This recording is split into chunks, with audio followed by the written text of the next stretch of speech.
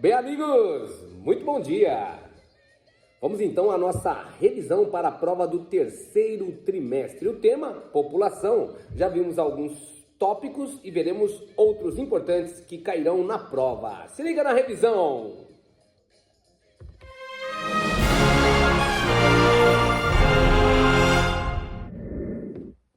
Transição demográfica Brasil. O conceito de transição demográfica busca explicar o comportamento e evolução da população, natalidade e mortalidade ao longo do tempo, identificando quando há uma mudança no perfil demográfico. Todos os países passariam por essas 4 fases em diferentes momentos. A primeira fase, acompanhe comigo, é a pré-transição. Elevadas taxas de natalidade e mortalidade que resultam em baixo crescimento vegetativo. Nenhum país hoje se encontra nessa fase. A segunda fase é a transição da mortalidade. A taxa de natalidade se mantém elevada, porém observa-se uma queda na taxa de mortalidade, devido à revolução industrial, à urbanização e à modernização da sociedade, conquistas médicas, sanitárias e tecnológicas. A terceira fase, transição da fecundidade. A taxa de natalidade começa a diminuir devido à queda na taxa de fecundidade, enquanto a mortalidade se mantém baixa. Então o Brasil está nessa terceira fase, o Brasil vem diminuindo a sua natalidade, mas o país continua crescendo, né? O nosso crescimento está em torno aí de 1,7. Iremos passar, a partir de 2050, para a quarta fase. Isso são projeções do IBGE. As taxas de natalidade e mortalidade reduziram ao ponto que uma praticamente anula o efeito da outra. Isso está acontecendo na Europa. Observa-se um crescimento vegetativo próximo de zero ou às vezes negativo, fase relacionada ao envelhecimento da população. A maioria dos países desenvolvidos encontram-se nessa fase, além dos países europeus, também alguns países asiáticos como o Japão, a Coreia do Sul, sobretudo, tem um crescimento negativo em relação às taxas de natalidade. O Brasil também vai nesse caminho aí. Pelas projeções do IBGE, nós cresceremos até 238 milhões de habitantes até 2050 e até 2100 nós estabilizaremos aí em 200 milhões.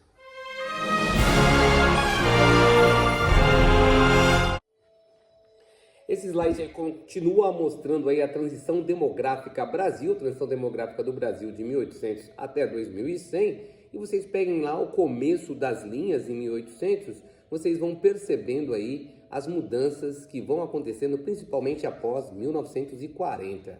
Lembrando aí que em 30 e 40 o Brasil teve lá o seu período maior de industrialização com o governo de Getúlio Vargas e o processo de urbanização também que começa mais ou menos nesta época.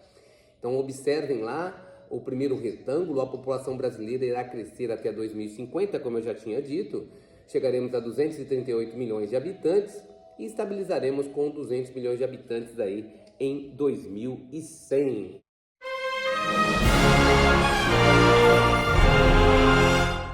Teorias demográficas, a teoria de Malthus. A teoria malthusiana foi publicada na Inglaterra em 1798. Pelo economista e sacerdote anglicano Thomas Robert Malthus, que viveu entre 1766 e 1834, que estava preocupado com os problemas enfrentados por seu país durante a Revolução Industrial. Estava preocupado então com o êxodo rural, com o desemprego, o aumento populacional, etc.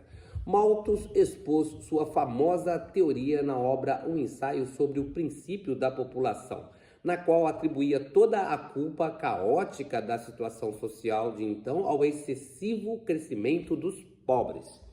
Então observe, para Malthus, o crescimento dos pobres é que causava a miséria. Vamos ver um pouquinho mais sobre ele no próximo slide.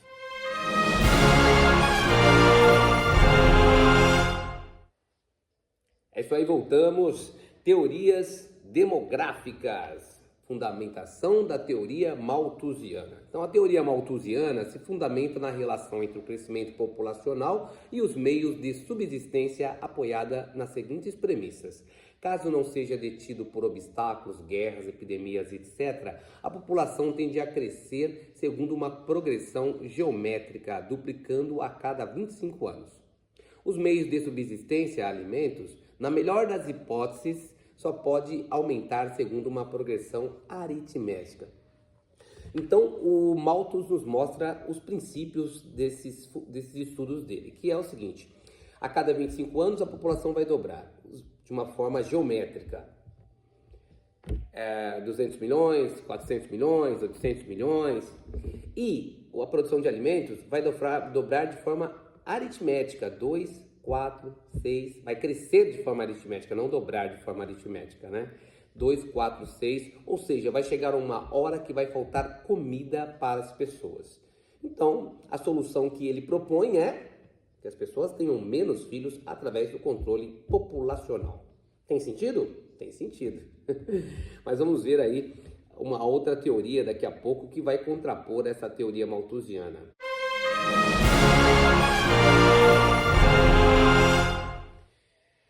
É isso aí, teorias demográficas, o que Malthus propunha então para resolver esse problema da fome. A erradicação da pobreza e da fome por meio do controle da natalidade e outras medidas, como casamento tardio, número de filhos compatíveis com os recursos dos pais, etc.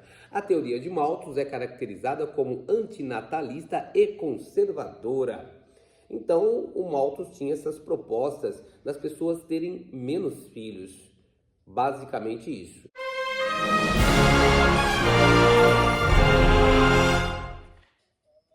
Teorias demográficas, teoria neomalthusiana. A explosão demográfica do período pós-guerra mundial ressuscitou as ideias de Malthus.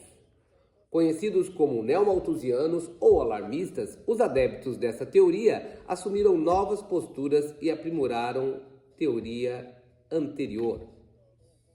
Esmola, pelo amor de Deus, anticoncepcional aqui. Aí já tem o uso do anticoncepcional a partir da década de 60. E aí, os neomalthusianos, então, era o que faltava para suas teorias darem certo.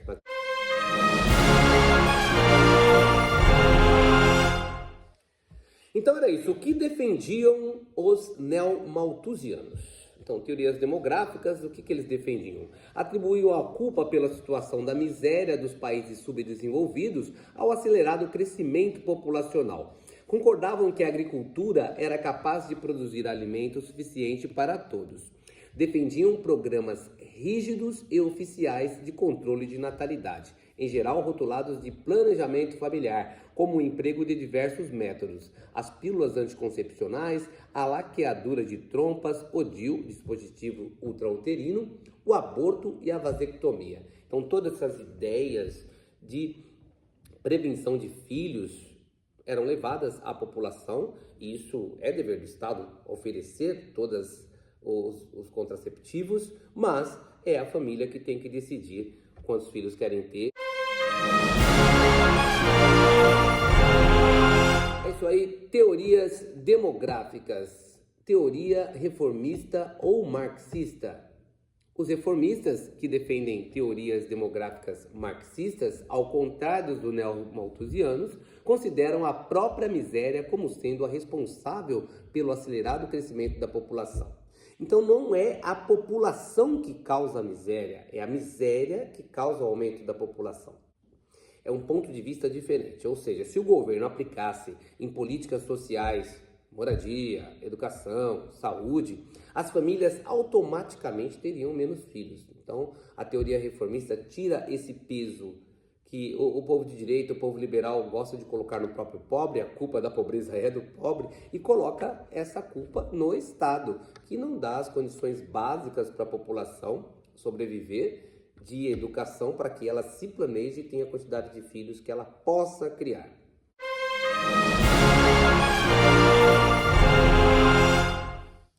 É isso aí, mais um ponto de vista aí dos reformistas. A necessidade de reformas socioeconômicas que permitam a elevação do padrão de vida, melhoria da distribuição de renda e de alimentos, aumento da escolaridade que resultaria num planejamento familiar e na diminuição da natalidade e do crescimento vegetativo.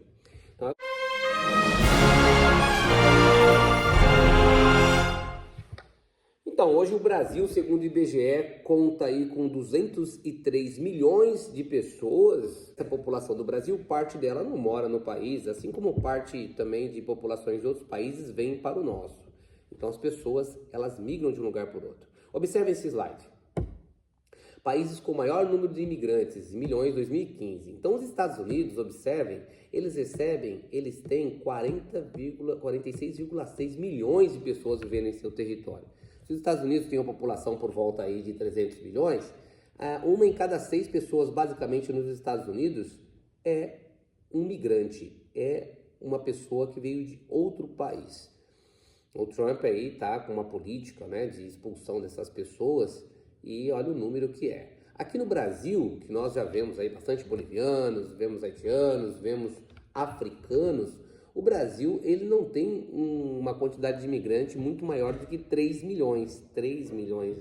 Então é um número bem inferior aí aos alcançados pelos Estados Unidos, pela Alemanha com 12 milhões, a Rússia com 11, a Arábia Saudita com 10, Reino Unido com 8, Emirados Árabes com 8, o Canadá, também muito procurado pelos brasileiros, 7,8, a França, a Austrália, a Espanha. Então o Brasil estaria abaixo desses países. Teria mais brasileiros fora do Brasil do que estrangeiros dentro do Brasil. Nós teríamos esse déficit aí a ser resolvido.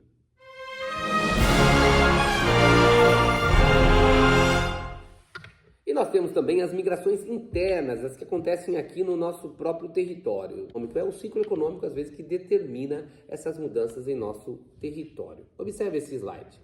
A mobilidade interna do povo brasileiro sempre esteve ligado ao processo de povoamento de um enorme território. A sucessão dos ciclos ou períodos da economia brasileira sempre estiveram ligados a um determinado produto ou atividade. Então é isso. Na época da cana-de-açúcar, as pessoas eram concentradas na região Nordeste. Com o descobrimento do ouro em Minas Gerais, as pessoas passaram a se concentrar em Minas Gerais e Rio de Janeiro, que era o escoamento do ouro. A capital passa da Bahia, de Salvador, para o Rio, para esse escoamento da produção de ouro.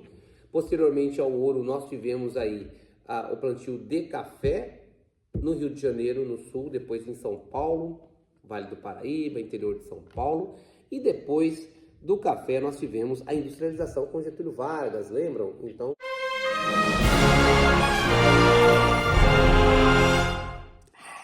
é isso aí, amigos. Observem essa pirâmide populacional, distribuição por sexo e idade do Brasil em 1950, 1985 e 2020.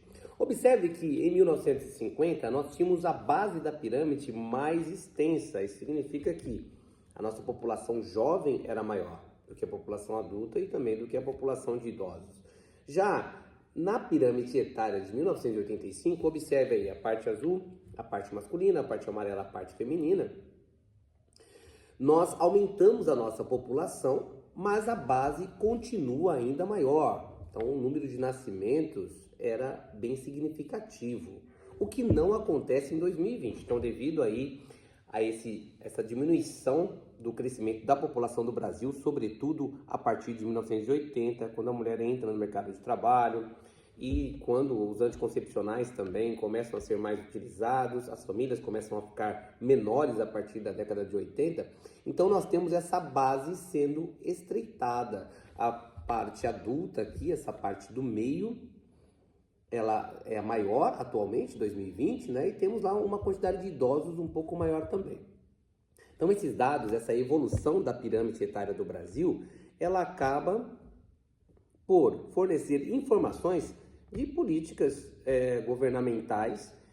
Sabemos que o nosso número de idosos vai aumentar, sabemos que o nosso número de jovens vai diminuir, sabemos que a classe de adultos também vai diminuir, a nossa mão de obra nesse mercado também vai diminuir. Então, com esses dados, o que o governo pode fazer? O que o governo pode pensar em termos de políticas públicas?